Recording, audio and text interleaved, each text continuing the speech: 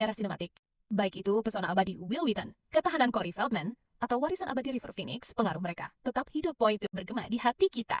Pengingat abadi tentang persahabatan, kehilangan, dan pertumbuhan. Sungguh sebuah perjalanan. Dari petualangan masa kecil di layar lebar, aceng untuk menyukai, berlangganan, dan menekan tombol lonceng untuk lebih banyak kisah dulu dan sekarang dari para bintang yang membentuk kenangan kita. Richard Dreyfuss tetap menjadi salah satu aktor Hollywood yang paling dihormati dan dipuja.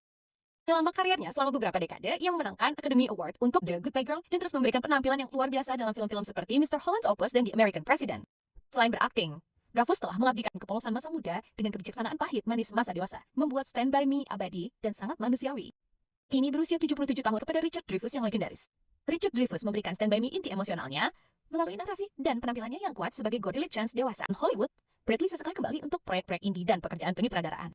Kehadirannya yang membumi dan autentik di layar lebar telah membuatnya menjadi sosok yang menunjukkan kontras antara dua bersaudara yang menempuh jalan yang sangat berbeda.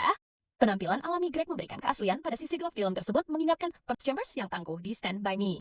Pada usia 19 tahun di tahun 1986, Bradley memainkan peran tersebut dengan perpaduan yang tepat.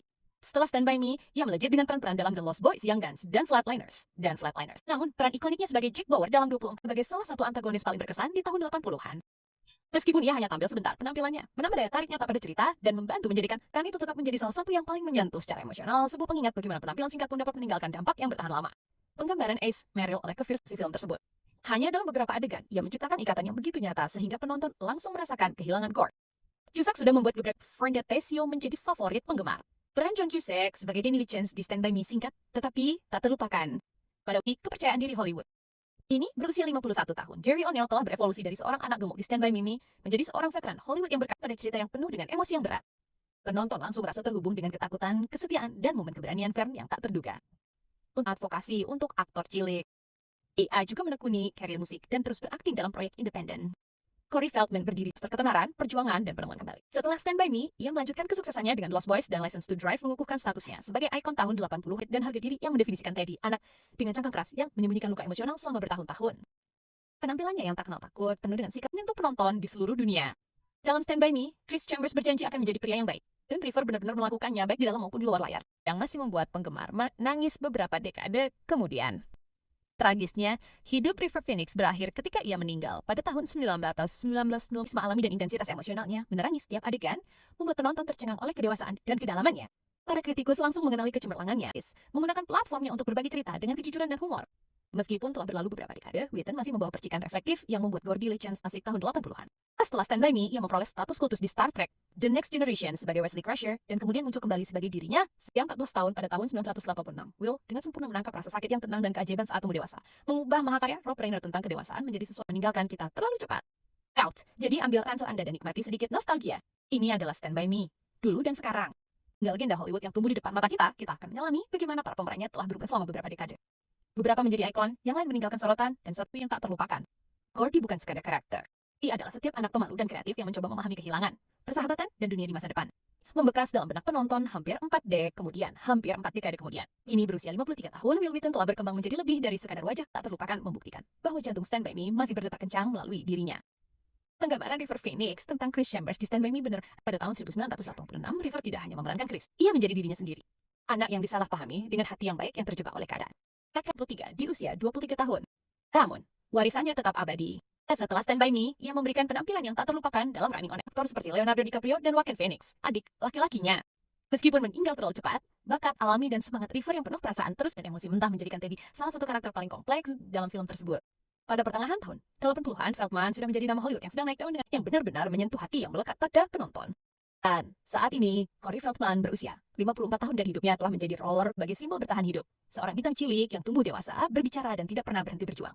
Penampilan Jerry O'Neill sebagai Frank Tessio di Stand By Me ingin tahu dan banyak bicara. Tipe teman yang dikenang semua orang sejak kecil.